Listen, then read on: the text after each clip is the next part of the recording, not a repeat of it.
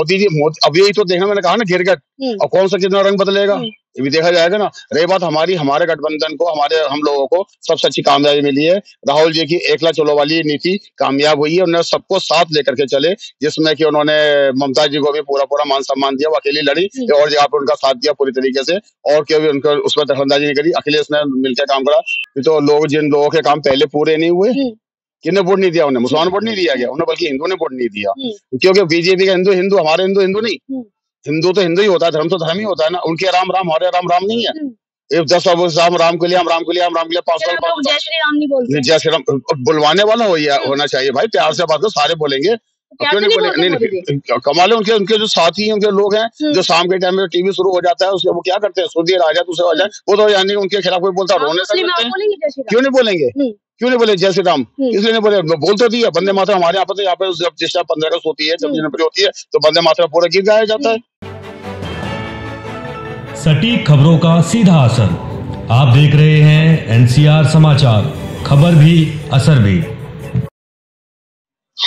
नमस्कार, मैं आपके साथ रितेश मंगवाना और आप देख रहे हैं एनसीआर समाचार। एनडीए की सरकार बन चुकी है, पर लगातार इंडिया अलायंस कह रहा है कि ये बैसाखी वाली, उधारी वाली सरकार ज्यादा दिन तक नहीं चलेगी, क्योंकि मोदी जी अपने रंग बहुत जल्दी इन सभी घटक दलों को दिखाने वाले। हालांकि आपको बता दूं, सबको मंत्रालय बांट दिए गए हैं, जिसमें ये देखा गया है कि सबसे बड़े मंत्रालय अभी भी बीजेपी के पास है और छोटे छोटे मंत्रालय घटक दलों के पास है। तो क्या इन मंत्रालयों को लेकर ये जो छोटे घटक दल है, ये बगावत करेंगे या नहीं, इसमें खुश रहेंगे? हम इसी मुद्दे पे बातचीत करेंगे। हमारे साथ हैं कांग्रेसी सेवा दल के नेता, सीधा इनसे बातचीत करेंगे। आपका नाम क्या है? मेरा नाम रियाज अहमद है, और मैं सबसे पहले तो मुबारकबाद देता हूँ कि मोदी जी को क्यों जोड़ तोड़ करके अपनी सरकार बना ली है। तो सत्ता में रहने का उन्हें जो है चस्का सा पड़ गया है। कांग्रेस 70 साल राज्य में रही थी, लेकिन उसके साथ साथ देवगौड़ा भी रहे, इंदिरा कुमार गुजराल भी रहे, अटल बिहारी वाजपेयी भी रहे। गांधी जी का भी रिकॉर्ड तोड़ दिया। नहीं, सबका रिकॉर्ड तोड़ दिया उन्होंने। बात 30 बार उन्होंने शपथ ले ली, ठीक है, लेकिन पहले उनकी अपनी सरकार थी, अपना बहुमत था। उसके बावजूद उन्होंने जो देश के निर्णय करने चाहिए थे वो नहीं कर सके। वो किसी भी तरीके से निर्णय नहीं कर सके, क्योंकि वो कहते हैं चाइना वाले हमसे डरते हैं, चाइना वाले अंदर घुस गया है। आतंकवाद को तोड़ देंगे हम, आतंकवाद में नहीं टूटा बिल्कुल भी। फिर धारा 370 हटा दी, और यार नोटबंदी के टाइम पे कहा था कि आतंकवाद की कमर टूट जाएगी, और धारा 370 हटा दी। धारा 370 हटाने के बावजूद भी क्या इन्होंने, बीजेपी वालों ने अपना कोई आदमी वहां पे खड़ा करा? किसी आदमी को खड़ा करके इन्होंने बीजेपी का टिकट दिया? नहीं दिया उन्होंने। और दूसरी बात है कि इन्होंने गठबंधन सरकार बनाई है, तो सरकार के अंदर इन्होंने, बल्कि अब तो सब गिरगट इकट्ठे हो गए। मोदी जी भी गिरगट है, रंग बदलने में माहिर है, नीतीश कुमार जी रंग बदलने में माहिर है, और दूसरे लोग भी। ठीक है, अगर इन्होंने कहा जी मुसलमान तुम्हारा मंगलसूत्र ले लेंगे, मुसलमान वो ले लेंगे, जिस आदमी गठबंधन करा वो तो मुसलमानों का केस ही है।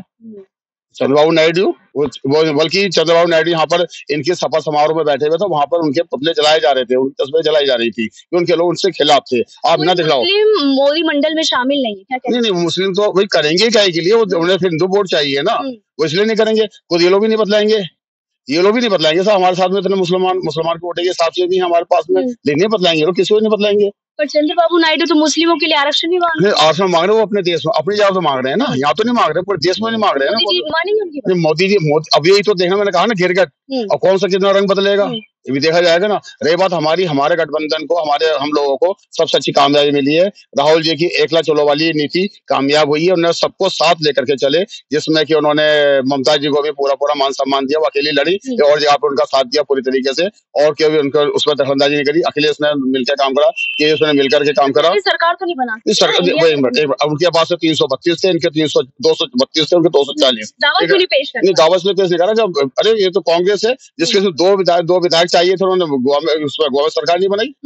जबकि नीतीश कुमार, चंद्रबाबू नायडू से भी मुलाकात हो जाती है, लेकिन वो फिर वाली बात है, क्या पता क्या मांग रहे थे, क्या डिमांड रखते। उन्होंने देश हित के अंदर अपनी सरकार नहीं बनाई। हो सकता है कि उनके आगे कोई मजबूरी रख देते, कुछ रख देते। तो राहुल जी ने या खड़गे जी ने या सोनिया जी ने, सबने ये निर्णय करा कि हम विपक्ष में बैठेंगे। तो विपक्ष में 10 साल इन्होंने कुछ बोल ही नहीं दिया। 50-60 आदमी, 150 आदमी विपक्ष से बिल्कुल इन्होंने एकदम बाहर कर दिए। जैसे हमारे राहुल जी को इन्होंने क्या नाम है, आज संसद से बाहर करा, दूसरे का मकान भी खाली करा लिया। क्या आप जैसे स्मृति ईरानी के साथ भी ये लोग करेंगे? ऐसा नहीं करेंगे। जैसे गुजरात में सजा दी गई, के साहब सजा दी गई, दूसरे उनका मकान खाली करा लिया। और देखो पूरे 10 साल ये लोग कभी मणि क्या नाम है उसको, काशी दिखलाते रहे, उज्जैन दिखलाते रहे, वाराणसी दिखलाते रहे। ये दोनों के दोनों वहां से आए, गुजरात से। अमित शाह भी और मोदी जी भी। क्या उन्होंने कभी गुजरात मॉडल दिखलाया?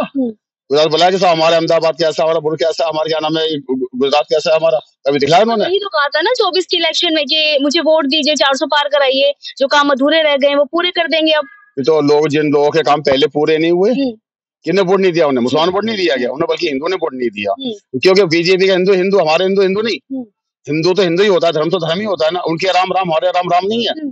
10 राम राम के लिए, हम राम के लिए, हम राम के लिए 5 साल जय श्री राम नहीं बोलते। जय श्री राम बुलवाने वाला होना चाहिए भाई, प्यार से बात करो, सारे बोलेंगे। क्यों नहीं बोलेंगे? नहीं, कमाल है। उनके जो साथी हैं, उनके लोग हैं जो शाम के टाइम में टीवी शुरू हो जाता है, उसके वो क्या करते हैं, सुधीर आ जाए, दूसरे आ जाए, वो तो यानी उनके खिलाफ कोई बोलता रोने तक। क्यों नहीं बोलेंगे? क्यों नहीं बोले जय श्री राम? इसलिए नहीं बोले, बोल तो दिया वंदे मातरम। हमारे यहाँ पर यहाँ पे जब जिस 15 अगस्त होती है, जब जनवरी होती है, तो वंदे मातरम पूरा गीत गाया जाता है, हम लोग खड़े होकर गाते हैं यहाँ पर। हिंदू राष्ट्र का समर्थन करेंगे? अरे फिर वाले बात है, हिंदू राष्ट्र बनाओ तो सही, करो तो सही हिंदू राष्ट्र का समर्थन। या आज हिंदू राष्ट्र नहीं है? आज हिंदू राष्ट्र नहीं है? या हिंदुओं के त्योहार में छुट्टी नहीं होती? हमारे कितने त्योहार होते हैं, क्रिश्चियन के त्योहार होते हैं, क्या नाम है, सरदार के त्योहार होते हैं, सारे त्योहार तो आपके बनते हो, क्यों नहीं बनाते हम लोग त्योहार?